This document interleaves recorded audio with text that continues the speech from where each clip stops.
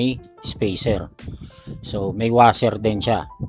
Yung washer, iyan yung nagsisilbi na para gumanda yung ikot niya. May tamang alog nito doon sa loob. Hello, magandang araw sa ating mga viewers dito sa We Trust You Group. Yan. Ako po ay humihingi ng paumanhin sa mga viewers natin doon sa pangalawang video na i-upload dahil sa madilim pala. May isang nag-comment na madilim yung video na yon dahil sa sobrang excited ng inyong lingkod, hindi ko naalalang buksan yung ilaw. Hirap talaga pag bulag Pero this time siguro naman maliwanag ang video at wala naman na sigurong masasabi maski sa aking audio, wala na ring magiging problema. Ngayon, ang akin na lamang ngayong malalaman dito sa gagawin kong ito kung kita yung mga ginagawa ko. Pero feeling ko kita naman. Nice. Kasi sa natatandaan ko, ito din yung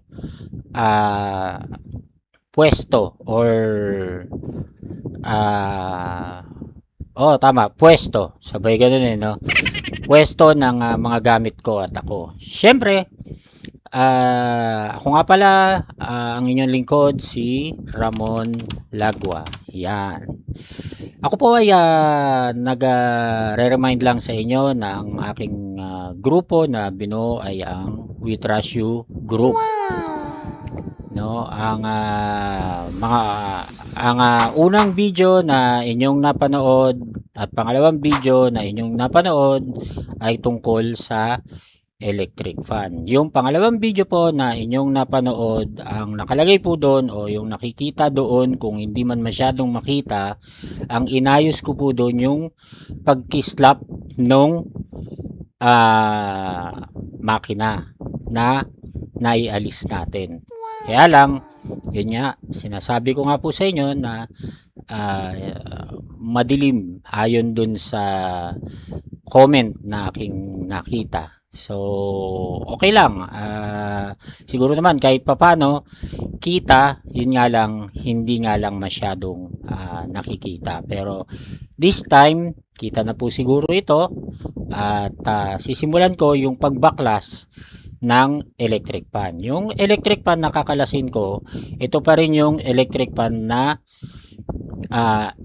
inaayos ko yung sa pangalawang video. So, tingnan po natin. Ito po siya. No, teka lang kinakapa ko sa laptop kung nakasentro yung mga gamit ko.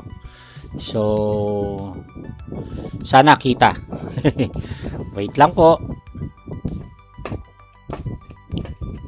So, ito na. Magtatanggal ako ng takip ng unahan. Yung po kasing takip dito sa likod, yung takip dito sa likod, yan, hindi ko na ikinabit. Kasi yung tornilyo, hindi sa kanya aakma. So, hahanapan ko pa to ng tornilyo, pero kakalasin ko po ito dahil sa kukunin po mamaya nung nagpapagawa ng electric fan. Papalitan po yung makina. Ipapakita ko po sa inyo kung ano yung makina na papalitan. Naipakita ko na actually nung yung una doon sa video. Yung unang video na kung napanood niyo yung unang video na in-upload, yun po yun. Yun po yung makina rin nito. Wait lang po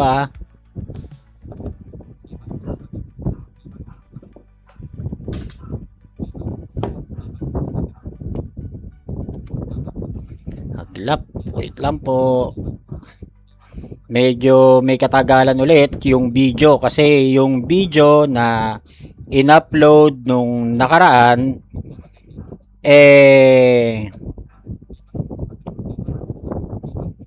sobrang haba. Nag 1 hour and 30 minutes siya. Syempre hindi po tayo ganun ka bilis kumilos katulad ng mga nakakakita. So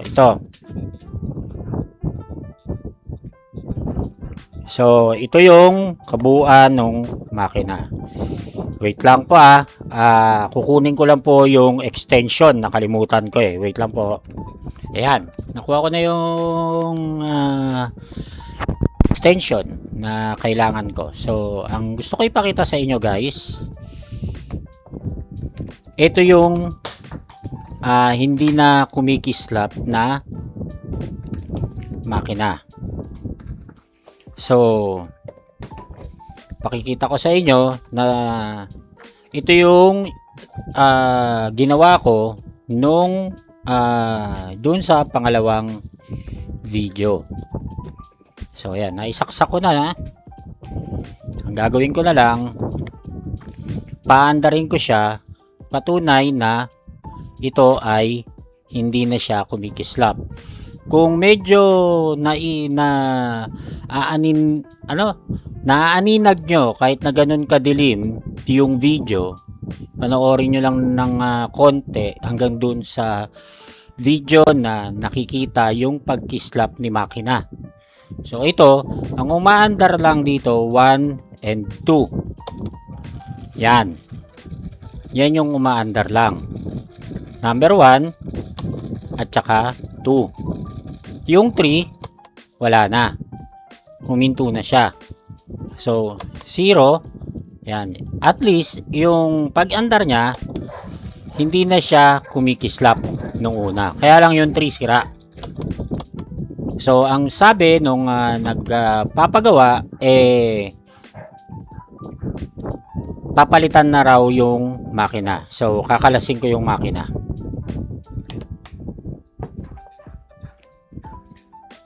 Tanggalin ko yung saksak para hindi ako makuryente, no? Kasi pag hindi ko tinanggal yung saksak, pwede akong makuryente. Yan, may dinampot ako sa sahig kasi tawag dito. Wait lang. Tsaka pasensya na rin kayo guys nakasando ako kasi ngayon baka kasi maubusan ako ng damit pag tuwing magbibideo ako magti-t-shirt ako pagka po kasi maalis ako service ganon. So hindi ako pwedeng laging nakadamit na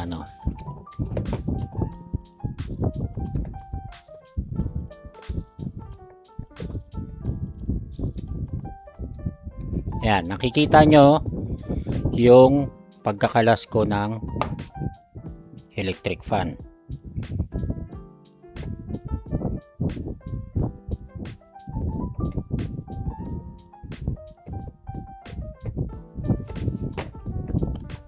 Ayan. So mali kasi ako ng unang kinalas, dapat yung isa, pero pwede na yan.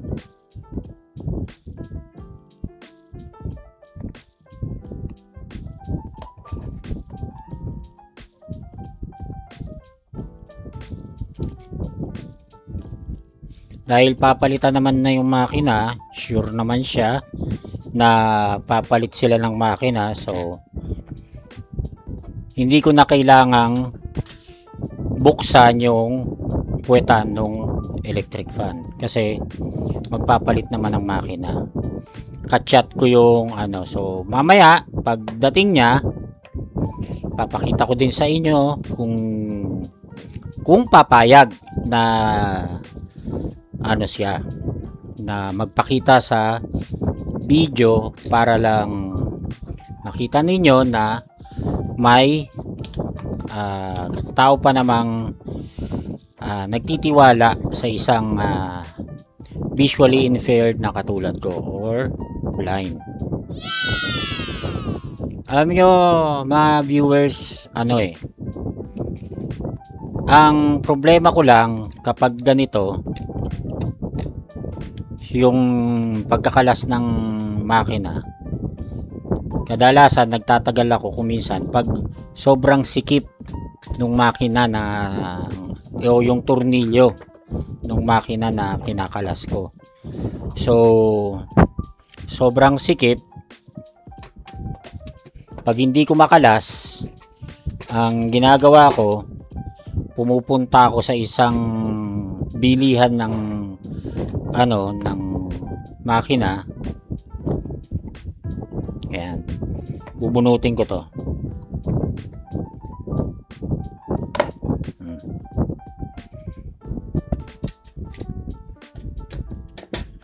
So yan na. Teka, uhugot ba to?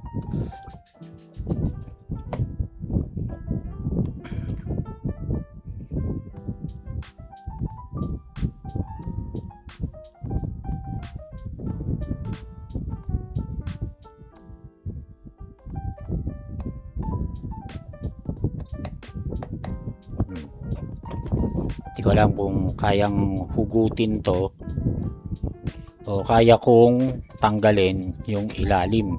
Ito isa problema rito. Ito guys, meron siyang tornilyo pa sa ilalim ata. Hindi. Ito, tornilyo sa gilid. Tingnan ko kung ito yung pwedeng. Dito nga.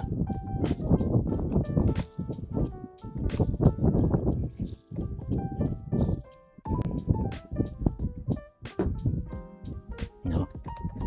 Yun. Bubunot na siya. Okay. Nabunot na siya, so tatanggalin ko na to. Actually natanggal na siya.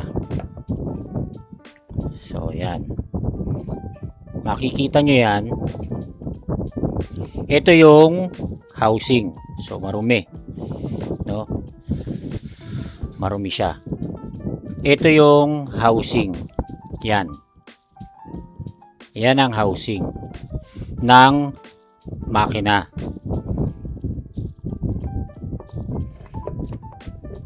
Tapos ito naman, para sure ako, ito naman, kung nakikita nyo tong bilog na ito, washer na to, tsaka ito, teka, ugutin ko na nga.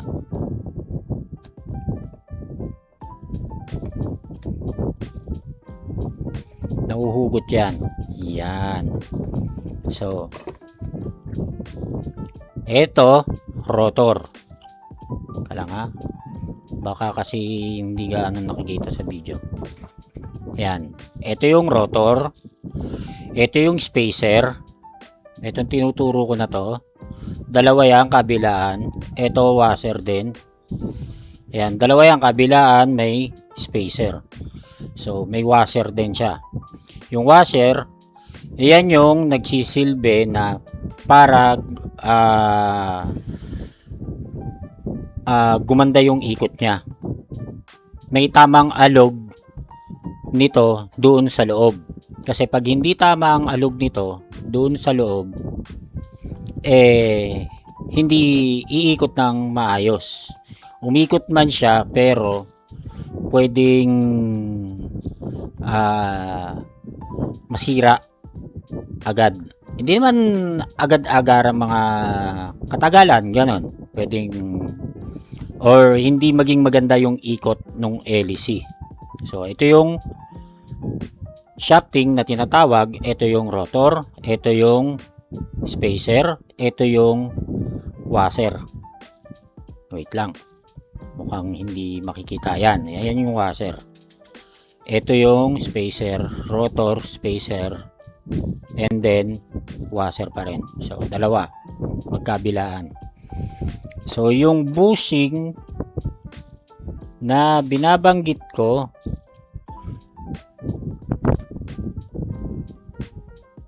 dito nakalagay. Ayan o, kita nyo, may lock siya.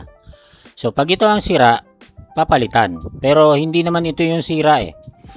Malalaman mo lang pag ito yung sira pag yung hangin ng electric fan na bago or yung capacitor. So ito, lagay ko to dito muna. Yan, wala akong tissue. Pero ito na. Ito naman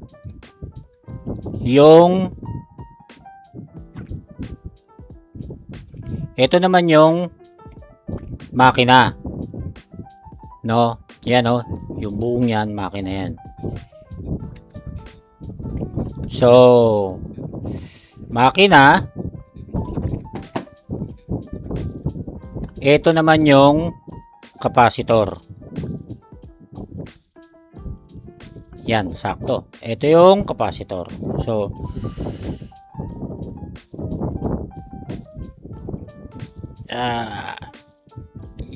yan. So tatanggalin ko siya.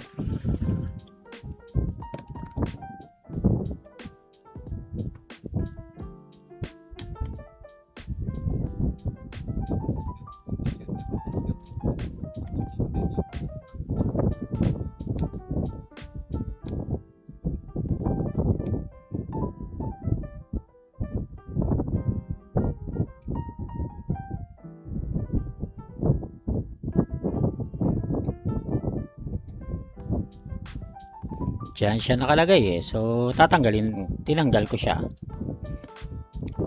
Yan, tanggal na. So babalik ko na lang muna itong tornilyo.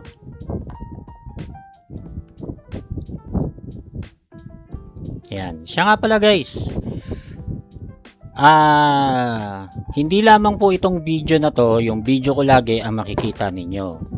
Meron ding iba na magbibideo sila dahil gagawa sila ng kanilang tutorial, no? Iba't ibang klaseng tutorial. Meron dyan gagawa ng tutorial kung paano niya maayos yung isang computer na may problema. Hindi yung klase ng yung sira ng computer na kailangan kumpunihin sa loob. Hindi, yung program lang, no? Halimbawa, yung laptop ninyo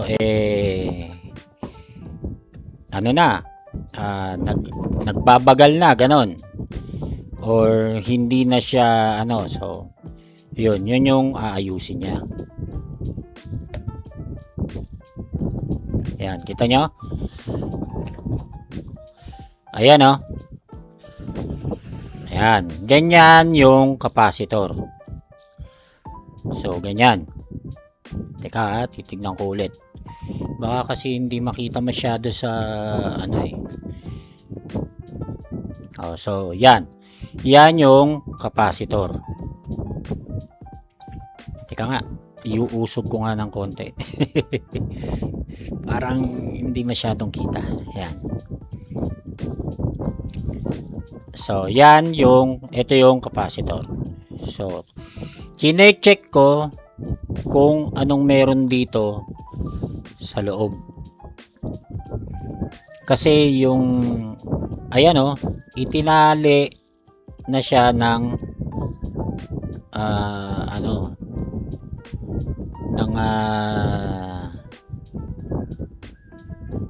anong tawag dito, cable tie.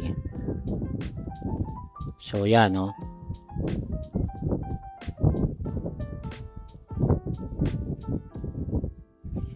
so hindi ko alam kung siya, kung number 3 talaga yung makina mismo ang dyan, o yung ibig sabihin ang gulo ko yung tanso, gulo. Kasi pag wala sa wire ng electric fan ang problema o dun sa wire nung number, halimbawa yung number 3, pag wala doon ang problema, may tanso na naapektuhan nung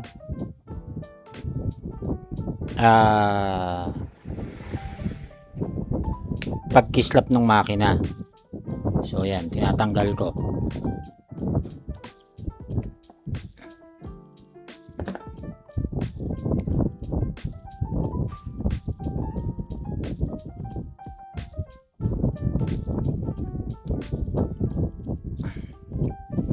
Dito pa lang sa pagtatanggal nito, pwede na akong may madali, no?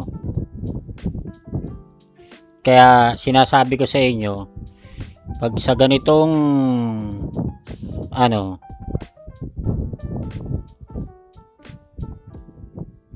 pero pag napalitan, pag sa ganitong sitwasyon, pwedeng madali ko na yung tanso, no?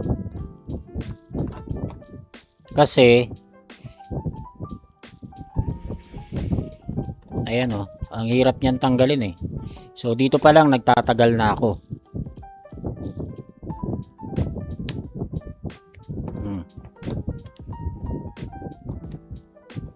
Ayan, dumikit na siya.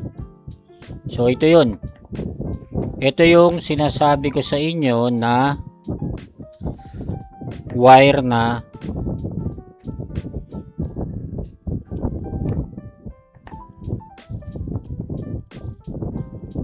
ayan o.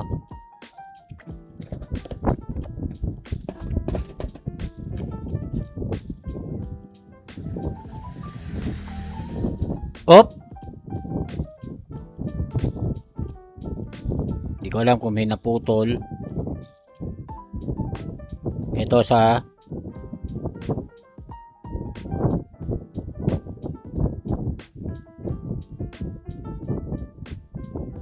ayan o.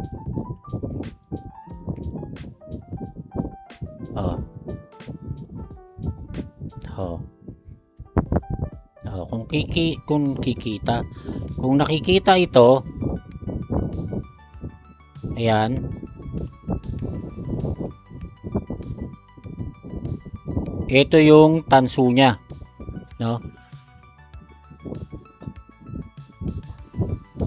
Yan, yung tanso and then yung wire. Diyan yan. Ito yung pinaka takip, no, yung naka-protection para hindi sila magdikit-dikit. Tapos may tatanggalin din ako dito, pero mukhang ito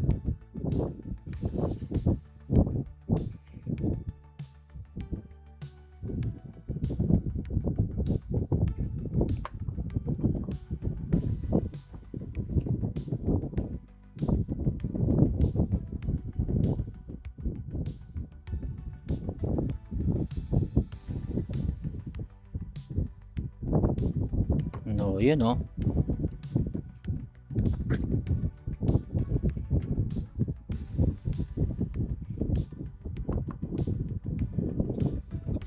Oh, ito yung pili ko, ito yung number 3 eh. Kaya lang hindi ko alam kung yan oh, parang wala nang tanso na nakakabit. So sunog ito, no? Tingnan ko kung makikita nyo sa video. Try ko. Ayan oh.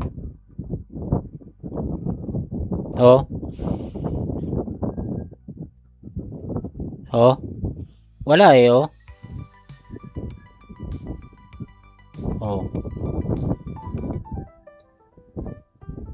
Tingnan natin.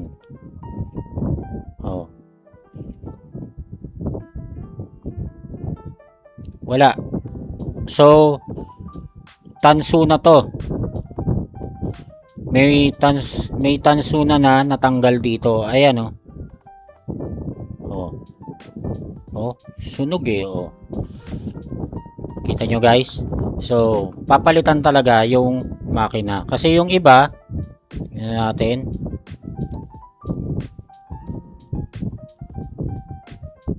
Oh, buo. Ito, may tanso eh, oh.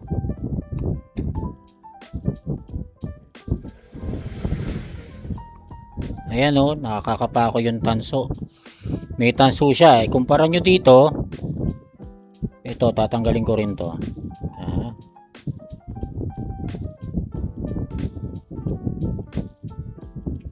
Oh. Natanggal ko yung mga takip. Oh, ito lang yung bukod tangi. Ayan, oh, iksi, oh.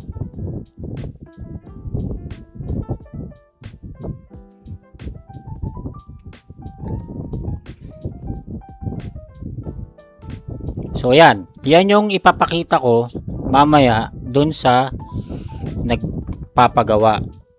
Ito, feeling ko sa number 3 ito. No? Sa number 3, itong kapraso na to. Sa number 3 ito. Ewan ko kung nasa na yung tanso nito.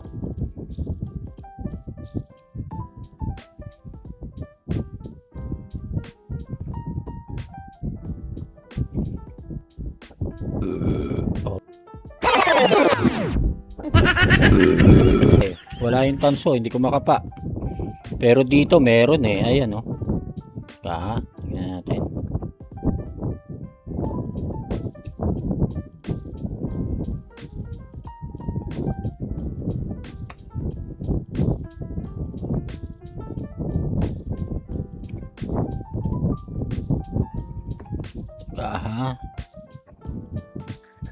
Ito.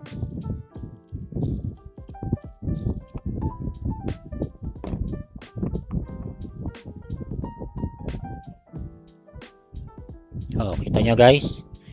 Inangat ko ng konti yung tanso niya. Kaya lang dito sa kabila mahirap eh. Nakapulupot kasi siya. Pero meron talaga.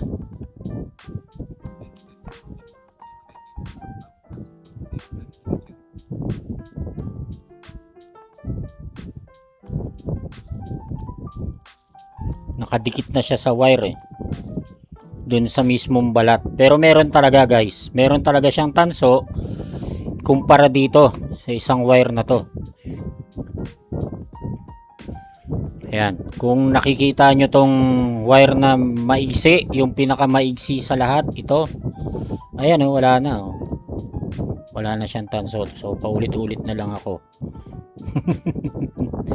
Hindi ko alam kung nasaan yung tanso nito. Ayan oh. Oh. So yan, papakita ko yan. Ito yung makina. Ito yung likod. So dito nandito pa rin yung bushing. Ayan, kung nakikita sa video.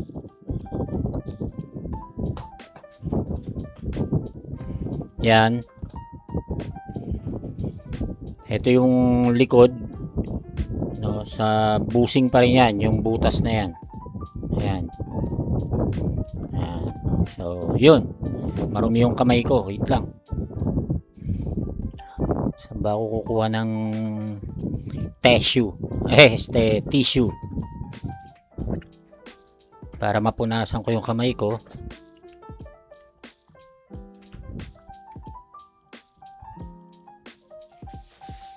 Ito. So, pinunasan ko na yung kamay ko. Medyo stop muna ako. Hihintayin ko yung nagpapagawa.